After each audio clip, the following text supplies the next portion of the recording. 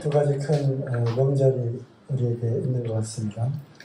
하나는 설날이고요, 또 하나는 추석인 것 같습니다.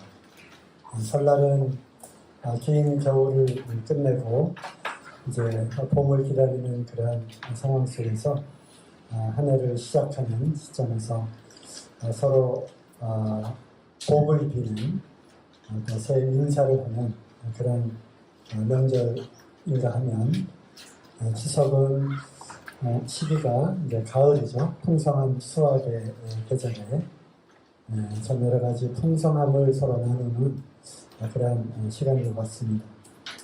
보름달과 함께 여러 가지 것으로 풍성하고, 특별히 믿는 그리스도인들에게 있어서는 또 주님이 지금까지 인도하신 그 은혜를 감사하고, 또 우리에게 주신 물질뿐만 아니라 영적으로 또 마음의 넉넉함, 또 마음의 평안함을 또 감사하는 그러한 시간이 되는 것 같습니다. 더도 말고 덜도 말고 한 거리만 같아요라 뭐 이런 말이 있잖아요. 그래서 우리의 놀라운 주님이 주시는 은혜와 평강이 이 명절에는 더욱더 우리 그리스도인의 그런 영적인 풍성함, 넉넉함으로 나타나기를 바랍니다. 네, 각설하고요. 이러다 보면 말씀을 나눌 겨를이 없습니다. 아이들을 키우면서 참 제가 직접 키우는 건 아니고요.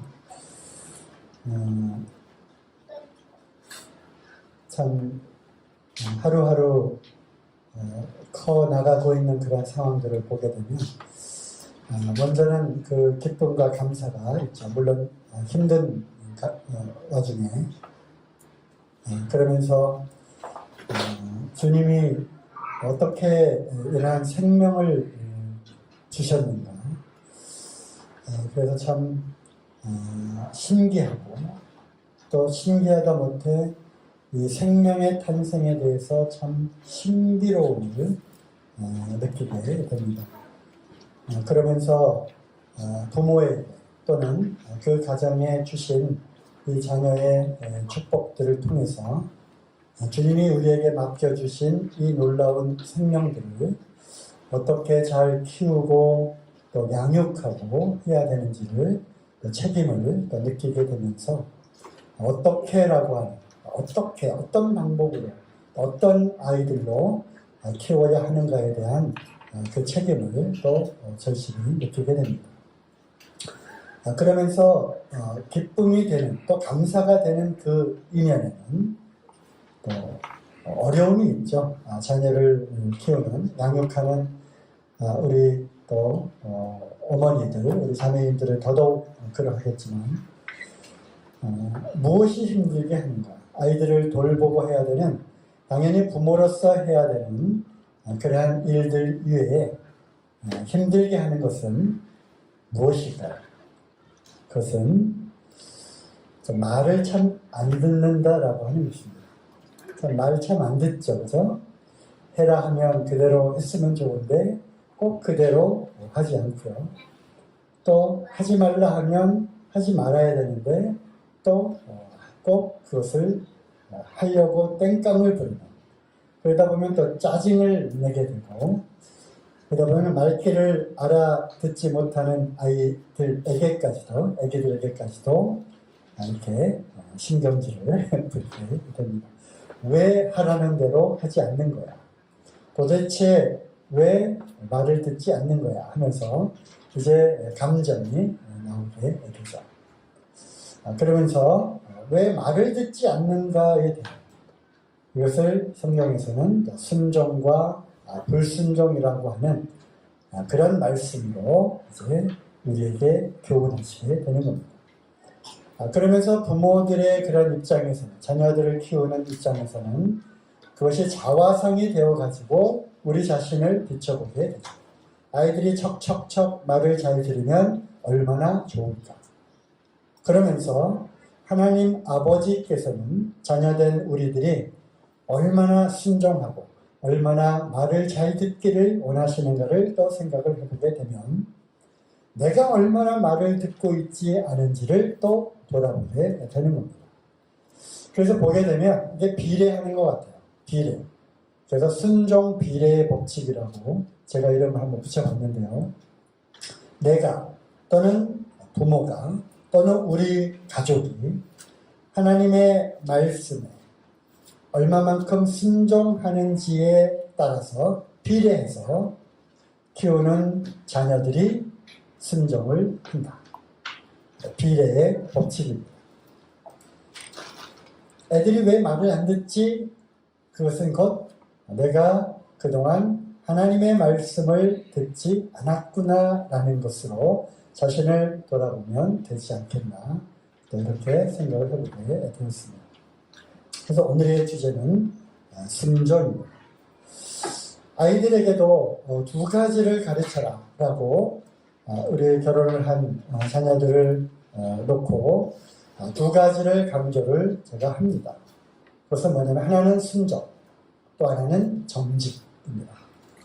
순종할 것, 즉 부모에게 순종할 것, 그리고 항상 하나님 앞에서와 사람들 앞에서 정직할 것, 이 두 가지를 꼭 강조해서 이야기를 하게 되죠. 정직 또한 중요한 것입니다. 왜냐하면 이 아이가 또 태어날 아이들이 또 이 아이들이 이제 주님 안에서 잘 자라주면 좋겠지만 행여 그러지 못하고 하나님을 떠나거나 이제 불순종하는 자녀들이 된다 할지라도 결국은 부모들이 그동안 가르치고 강조한 그 정직이라고 하는 부분에서 결국 그들이 하나님 앞에 그 심장을 내어 보이고 또 하나님 앞에 서게 되었을 때 거짓이 아니라 정직한 그러한 마음으로 나오게 되면 언젠가는 다시 돌이켜 하나님께로 돌아오지 않을까라고 하는 그런 생각이 있는 것이고요. 또 정직의 반대는 거짓이죠. 거짓은 거짓의 아비인 마귀로부터 들어온 것이기 때문에 결국 마귀와의 대척점에 있는 두 개의 중요한 단어는 바로 순종과 정직인 것입니다. 그래서 이 두 부분을 강조하라고 또 가르치라고 이야기를 하고 있습니다. 오늘은 순종이죠. 순종에 실패한 사람들이 성경에 이제 많이 나옵니다. 순종하는 것을 실패한 사람들. 그 중에 제일 먼저 누가 나옵니까? 바로 아담과 하와죠. 순종에 실패를 했습니다. 한번 로마서 5장을 보시고 성경에 나오는 순종에 실패한 사람의 대표죠. 바로 아담과 하와입니다. 로마서 5장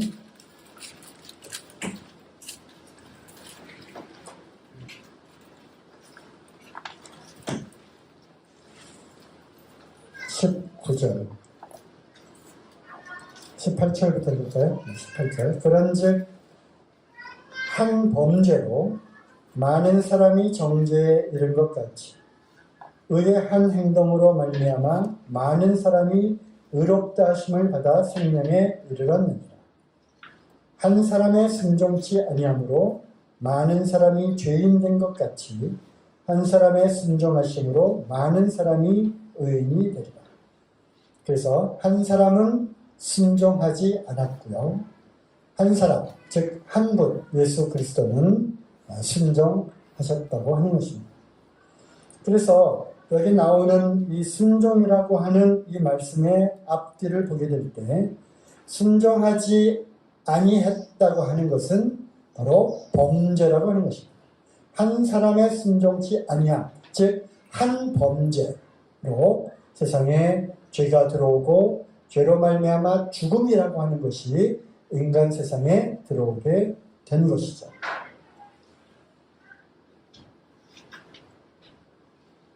그리고 한 사람의 순종치 아니함으로 많은 사람이 죄인이 된 것처럼 순종하지 않은 것은 범죄고 이것은 죄라고 하는 것입니다. 그래서 우리가 말을 안 듣는다. 즉 불순종이죠. 순종하지 않는다. 그냥 말을 듣지 않은 그것으로 그냥 끝나는 것이 아니라 불순종은 죄라고 하는 것입니다. 뭐라고요? 불순종은 뭐다? 죄인 것입니다. 그리고 그 불순종의 그 뿌리를 거슬러 올라가면 지금 누구에 대한 이야기를 하고 있는 거죠? 바로 아담과 하와에 대한 이야기를 하는 거죠. 그래서 창세기 1장으로 이제 되돌아가면 그리고 3장까지 이르는 그 말씀 가운데 어떻게 해서 이 한 범죄가 한 사람에게 들어왔는가 하는 것은 바로 그 뿌리가 무엇이죠? 바로 사단 마귀로부터 들어오게 된 것입니다. 사단 마귀는 왜 그가 범죄함으로 타락함으로 이 땅으로 쫓겨 내려왔는지 또 그 뿌리를 거슬러 올라가면 그 뿌리는 무엇입니까? 결국 교만이라고 하는 거예요. 자기가 지음받았음.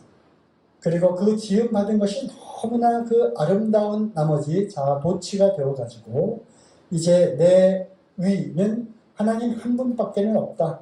나도 그보다 더 아름답고 더 지혜롭고 더 경배를 받을 수 있다라고 하는 그 교만으로 인해서 결국 이제 반역을 하게 되고 땅으로 쫓겨내려오게 된 것입니다. 그러므로 이것을 거슬러 올라가다 보면 순종하지 않은, 즉 말을 듣지 않는다고 하는 것, 불순종의 그 근본은 교만이라고 하는 것입니다.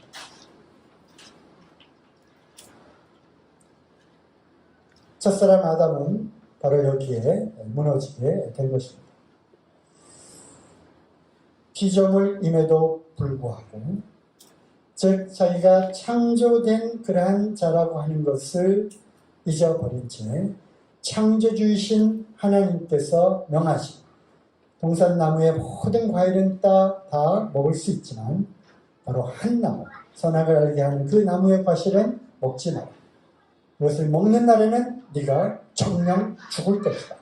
라고 하는 그 말씀, 그 명령을 순종하지 않은 것이죠. 사단의 유혹이 들어왔습니다. 교만과 거짓의 아비인 바로 이 뱀으로부터 이 독이 들어오게 된 것입니다. 그리고 이제 아담의 후손, 바로 오늘날 인류는 바로 불순종이라고 하는 독이 교만으로 인하여 들어오게 된 것이죠. 그래서 스스로 판단을 하는 것입니다. 선과 악의 그 기준이 본인이 되는 것이고요.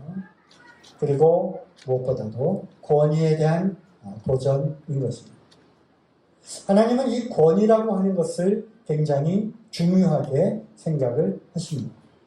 그것은 바로 하나님으로부터 나온 이 권위가 인간 세상에도 바로 그 권위라고 하는 것을 만들어 놓아서 그 권위를 세워 놓으신 그 권위자를 통해서 이 권세라고 하는 것이 처음에 어디로부터 시작이 되었는가, 그리고 이 권위를 주신 그 하나님에 대해서 생각하도록 하는 그러한 방법으로 세상 사람들 사이에서도 권위라고 하는 것을 허락을 해 놓으신 것입니다. 그러므로 우리가 하나님이 세워놓으신 이러한 권위에 대해서 불순종한다고 하는 것은 그 권위를 세워놓으신 하나님께 대한 거역이자 반역인 것입니다. 그러므로 최초에 인류 가운데 죄가 들어오게 된 바로 그것은 권위에 대한 도전인 것입니다. 그래서 이러한 말씀은 다 동의어로 비슷한 그런 관점에서 보아야 하는 것입니다. 불순종은 교만인 거고요. 그 교만은 결국 권위에 대한 도전인 것입니다. 가면 갈수록 즉 이 세대를 거듭할수록 이 불순종이라고 하는 우리 사이에 깊이 들어온 이 독, 불순종이라고 하는 독은 우리 사이에 이제 널리 퍼지게 된 것이죠. 세대를 거듭할수록 더더욱 이 독은 퍼져갑니다. 맹렬한 기세로 퍼져갑니다. 그 뒤에는 바로 사단의 독이, 뱀의 독이 있는 것이죠. 에베소 2장 2절에는 이와 같이 표현이 되어 있습니다. 불순종의 아들들 가운데 역사하는 영이다. 기억하시죠? 네. 찾지 않겠습니다. 불순종의 아들들 가운데 역사하는 영. 그래서 불순종하는 그 아들들, 불순종하는 이 사람들 뒤에는 그 뒤에 도사리고 있는 거짓의 영, 교만의 영, 권위에 도전하는 영, 바로 사단의 영, 그 독이 퍼져 있다고 하는 것이죠. 그래서 하나님을 대적하는 사람들, 즉 하나님의 말씀에 불순종하는 사람들은 하나님의 그 권위에 도전하는 것이요. 그 뒤에는 교만이라고 하는 것이 도사리고 있는 것입니다. 순종은 자기의 것을 내려놓지 않으면 결코 순종할 수가 없는 것입니다. 자기를 포기하지 않으면 결코 순종할 수 없는 것이죠. 내 생각에는요, 이렇게 해야 될 것 같은데요. 일단 자기 생각이 그 권위자의 생각과 다를 때, 권위자의 명령과 다를 때 그것을 거절하고 대적하는 것은 바로 자기 생각이 따로 있다고 하는 것입니다. 선과 악을 분별하는 그 능력이 내게도 있다는 것입니다. 그렇기 때문에 왜 무조건 내가 그 말을 들어야 돼? 나는 하기 싫어? 왜 꼭 지금 그것을 해야 돼? 왜 내가 그것을 해야 되는 거예요? 이렇게 대항을 하고 대적하는 것입니다. 그 뒤에는 교만의 반대가 무엇입니까? 겸손하지 않은 것. 불순종은 옳고 그름을 스스로 결정해서 권위자로부터 나온 그 말을 따르지 않는 것입니다. 성경에 많은 불순종의 그러한 사람들이 있습니다. 요나도 그래서 하나님 곁을 떠나서 타시스로 도망을 갔죠. 그런 예들을 참 많이 찾아볼 수 있습니다. 광야에서 이스라엘 백성들이 불순종한 것들은 그 사례가 너무나도 많죠. 또 한 사례를 볼 수 있는데요. 여러분 잘 아시는 사울 왕입니다. 유명한 말씀 아시죠? 순종이 제사보다 낫다라고. 하나님께서 사무엘을 통해서 아말렉을 쳐서 그들을 다 진멸하고, 아니 아기까지 다 남김없이 진멸하라. 그뿐만 아니라 그들이 갖고 있는 그들에게 속한 우양, 짐승들, 소나 양이나 모든 짐승들까지도 다 멸절하라고 하는 것입니다. 우리는 그것이 담고 있는 그 깊은 뜻을 우리는 다 알 수는 없는 것입니다. 왜 죄 없는 갓난 아기까지 다 죽여야만 하는지는 우리는 또 영적으로 그런 것들을 공부하고 분별할 필요가 있지만 우리는 알지 못한, 그리고 왜 죄 없는 소나 양이나 닭이나 이런 모든 가축 짐승들까지 다 죽이라고 하셨을까? 하지만 그것은 엄연한 하나님의 명령이었습니다. 하나님의 말씀이었습니다. 그러므로 사울과 그 이스라엘 군인들은 그 말씀에 따라야 하는 것이죠. 하지만 그들이 그 말씀을 따랐습니까? 그렇지 않았습니다. 소나 양이나 이런 것 중에 좋은 것들은 다 빼내고 나머지 것들만 다 처치를 한 것이죠. 사무엘이 찾아왔을 때 변명을 하죠. 우리가 이것은 아주 좋고 기름지고 아름다운 것은 하나님께 번제를 드리려고 남겨놓은 것입니다. 사람의 생각, 사람의 판단으로는 좋을 법한 있음직한 그런 일이잖아요.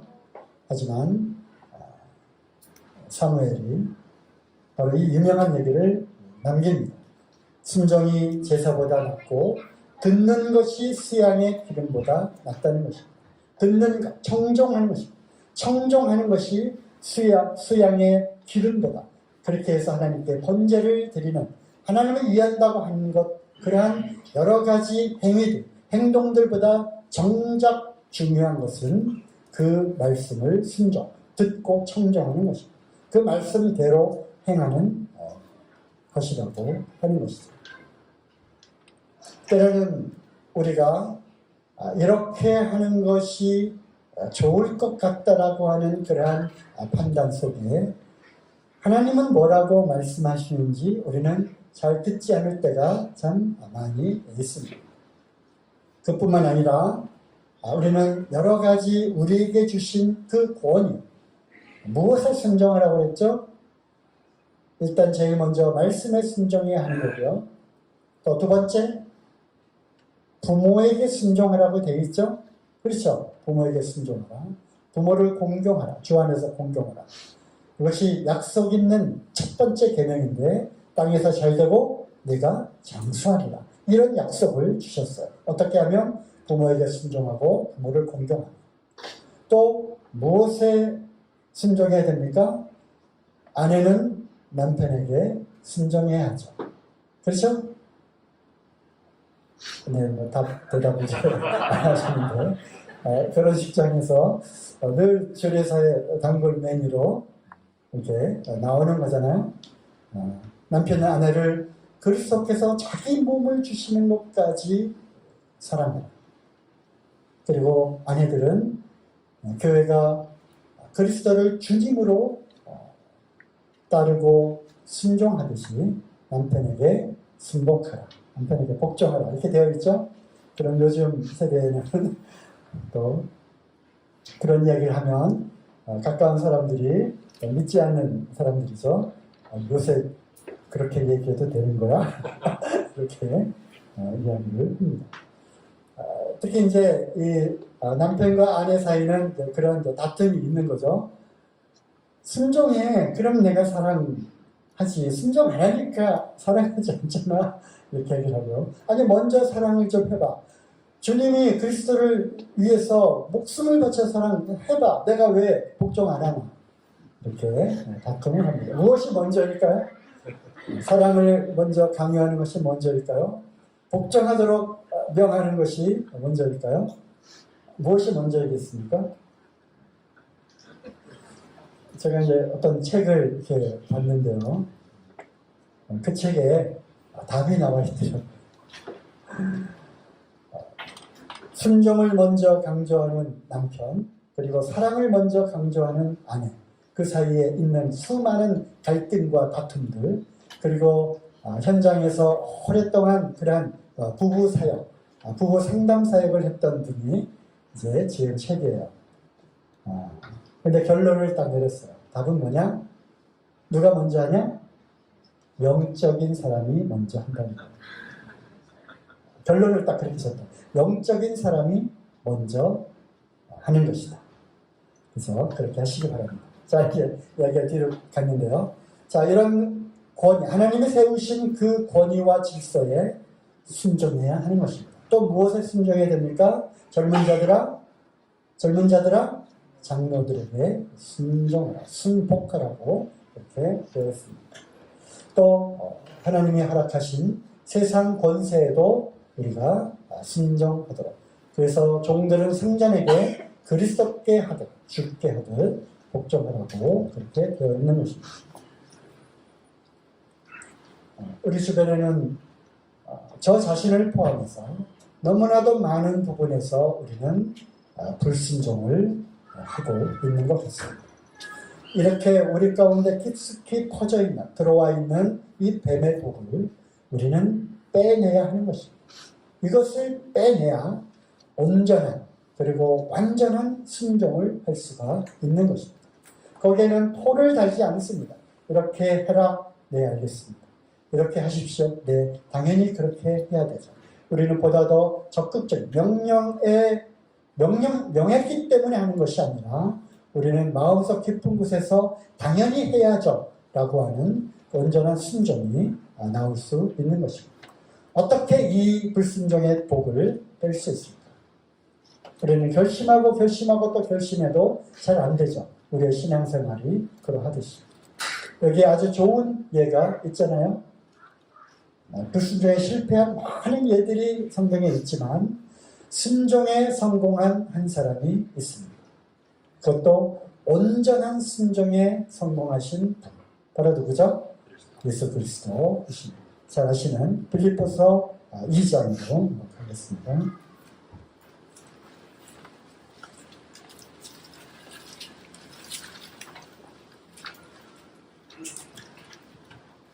2장 5절 너희 안에 이 마음을 품으라. 그렇습니다. 이 마음을 품으라. 그리고 이 말씀이 왜 시작이 되었는지 그 위에 보면 3절에 보면 겸손이라고 하는 단어가 나오죠. 오늘 겸손과 교만, 순종과 불순종, 거역과 순종 이런 말씀을 하고 있는 것입니다. 그러므로 너희 안에 이 마음을 품으라. 곧 그리스도 예수의 마음이 그는 근본 하나님의 본체시나 하나님과 동등됨을 취할 것으로 여기지 아니하시고 오히려 자기를 비워 종의 형체를 가져 사람들과 같이 되었고 사람의 모양으로 나타나셨으니 자기를 낮추시고 죽기까지 복종하셨으니 곧 십자가에 죽으십니다. 어디까지 복종하셨다고요? 죽기까지 복종하시. 그리하여 죽음에 이르기까지 겸손하신 우리 주님을 너희는 그 주님의 마음을 마음속에 품으라. 그리고 그 주님의 마음은 곧 겸손한 마음이라는 것이죠. 그래서 우리가 어디까지 순종해야 하는가? 죽기까지 순종하는 것입니다. 어떻게 그럴 수 있지? 이거를 바꾸어 죽기까지라고 하는 단어를 다시 한번 생각해 보면요. 어떻게 순종할까? 죽기까지 이 단어는 곧 무조건이라는 것입니다. 어떻게 순종해야 하는가? 무조건.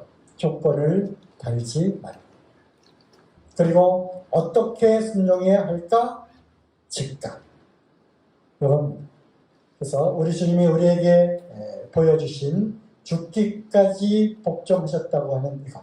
우리는 죽을 수는 없잖아요. 그렇다고 죽는 신용까지 하라고 하는 걸로 우리가 받을 수 있지만 달리 이것을 우리에게 적용한다면 어떻게 순종해야 하는가? 무조건. 언제 순종해야 되는가? 즉각.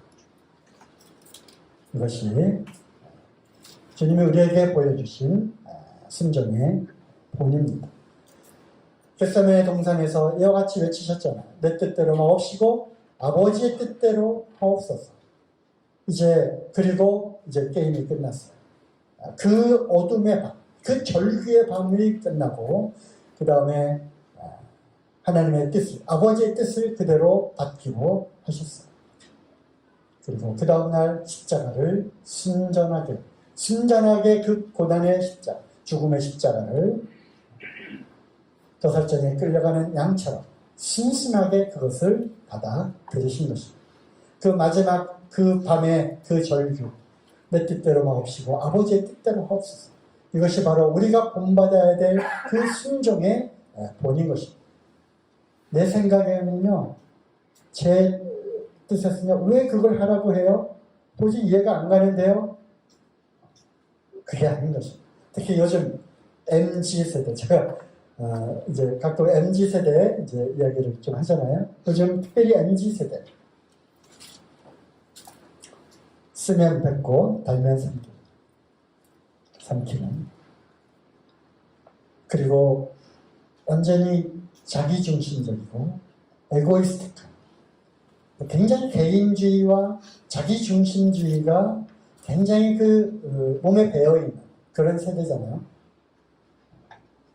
하기 싫은데, 하기 싫어요. 왜 하라고 하는 거죠?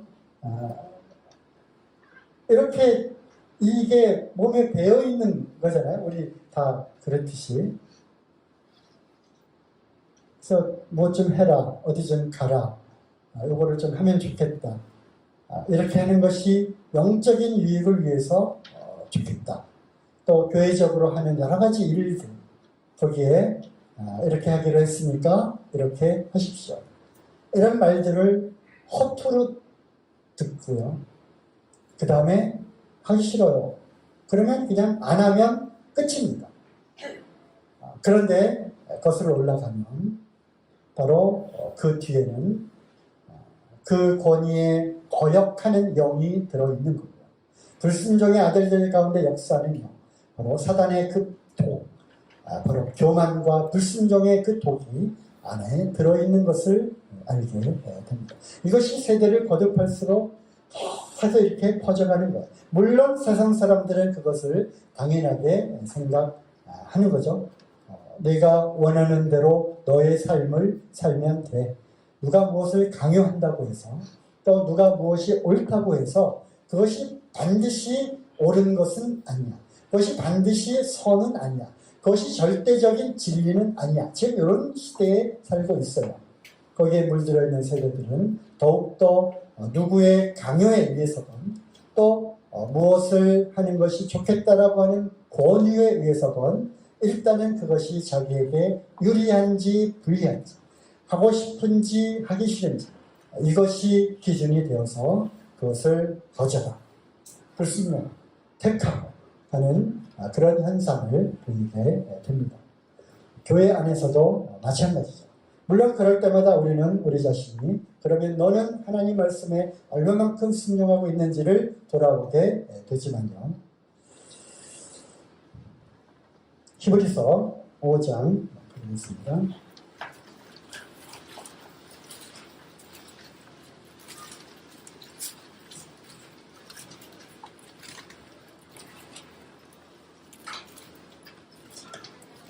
히브리서 5장 7절 그는 육체에 계실 때 자기를 죽음에서 능히 구원하실 이에게 심한 통곡과 눈물로 간구와 소원을 올렸고 그의 경외하심을 인하여 들으심을 얻었느니라. 겟세마네 동산에서의 그런 절기였잖아요. 그리고 내 뜻대로 마옵시고 아버지 뜻 하옵소서라고 이미 이제 상황을 종료하셨습니다. 8절 그가 아들이시라도 받으신 고난으로 순종함을 배워서 온전하게 되었은즉 자기를 순종하는 모든 자에게 영원한 구원의 근원이 되시고 하나님께 멜기세덱의 반차를 주신 대제사장이라 칭하심을 받았느니라. 그래서 우리가 주님이라고 부를 수 있는 것, 하늘에 있는 자와 땅에 있는 자와 땅 아래에 있는 자들의 모든 무릎을 그 앞에 꿇게 하시고 또 그 이름 앞에 무릎을 꿇고 주님이라 부르게 하심으로 하나님 아버지께 영광을 돌리게 하셨다. 빌립보서 2장에 이어서 나오는 말씀이잖아요. 그러함으로 그분께서 온전한 순종을 통해서 이제 우리의 주님이 되셨고 우리의 구원의 영원한 구원의 근원이 되셨다고 하는 것입니다. 그러므로 영원한 구원의 그 근원 되신 주님을 우리가 주님으로 따르는 것은 바로 온전한 순종을 하신 그 주님을 따르는 것입니다. 우리 주님은 능히 영원한 구원의 근원이 되실 수 있는 분이십니다. 왜? 죽음이라고 하는 데까지 온전한 순종을 하셨기 때문에. 그러므로 우리를 능히 은혜의 보좌 앞에 나아가는 우리를 능히 도우시는 대제사장이 또 되실 수 있고 우리의 영원한 주님이 되실 수 있는 것입니다. 그럼 우리는 이 분을 힘입어 이 놀라우신 이분께서 행하신 일과 또 이분이 우리에게 내려주신 그 성령님을 통해서 그리스도의 영, 온전히 순종하신 그리스도의 영만이 이 불순종의 뱀의 독을 해독할 수가 있는 것입니다.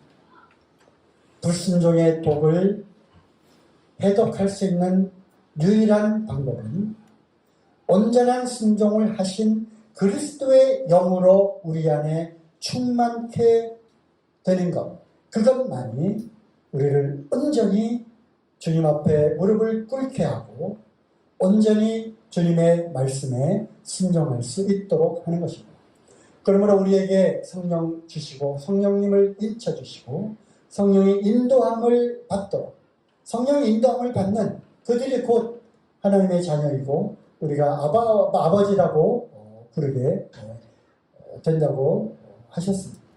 성령의 인도하심을 받는 것, 온전히 순종하신 그리스도의 영의 인도함을 받는 것, 이것이 나는 할 수 없지만 나는 거절하고 싶지만 어떻게 도저히 그런 말씀과 그런 명령과 또 그렇게 하라고 강요하고 권하는 것이지 나는 도저히 할 수 없지만 우리가 다시 한번 생각해 보게 되면 온전한 순종을 이루신 그 그리스도의 영이 내 안에 충만하여지고 또 그 성령님의 음성을 듣고 그 인도하심을 우리가 받는다면 우리가 그 앞에 무릎을 꿇을 수 있게 되는 것입니다. 나는 할 수 없지만 주님은 하실 수 있는 것입니다.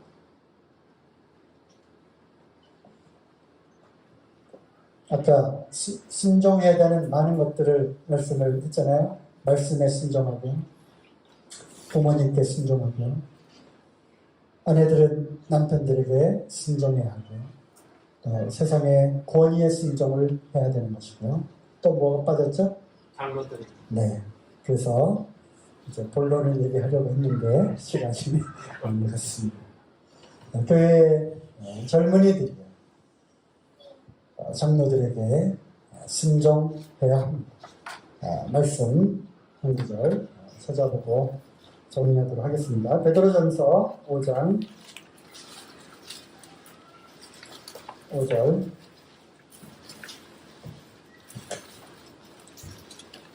젊은 자들아 이와 같이 장로들에게 순복하고 다 서로 겸손으로 허리를 돕니다.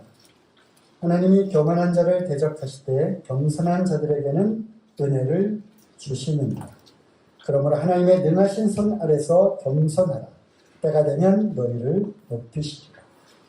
자, 순종, 여기서는 순복이라고 하는 단어까지 도입을 하면서 젊은 자들이 교회 장로들에게 또는 교회 인도자들에게 또 교사들에게 우리가 순복해야 할 것을 말씀하시는데 거기에 순복이라고 하는 단어보다 더 많이 앞뒤로 사용된 단어는 겸손, 교만입니다.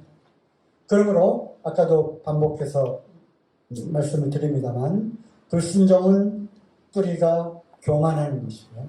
그래서 결국 거슬러 올라가면 권위자에 대한 그러한 반역을 의미하는 것입니다. 반대로 순종은 바로 자기를 포기하고 자기를 내려놓는 것이죠. 그래서 순종은 겸손한 것입니다. 그것은 결국 그 말대로 내가 조종당하는 것이 아니라 하나님께서 분명한 상을 주신다고 약속을 하셨어요. 겸손한 자에게는, 즉 순종하는 자에게는 하나님께서 나중에 높여 주신다고 하는 것입니다. 그래서 우리 학생들, 청년들, 모임의 인도자들에게 또 교사들에게, 장로들에게 말 하나하나 귀담아 듣고 허투루 듣지 않고 그 말을 어려워하면서 순종해 나가는 것, 그것이 교회 안에서 겸손하게 행하는 것이고요. 때가 되면 하나님께서 바로 몸된 교회 가운데 그러한 자들을 나중에 귀하게 쓰시고 귀하게 높여 주실 것입니다. 네, 오늘은 여기까지로 해서 말씀을 드리도록 하겠습니다.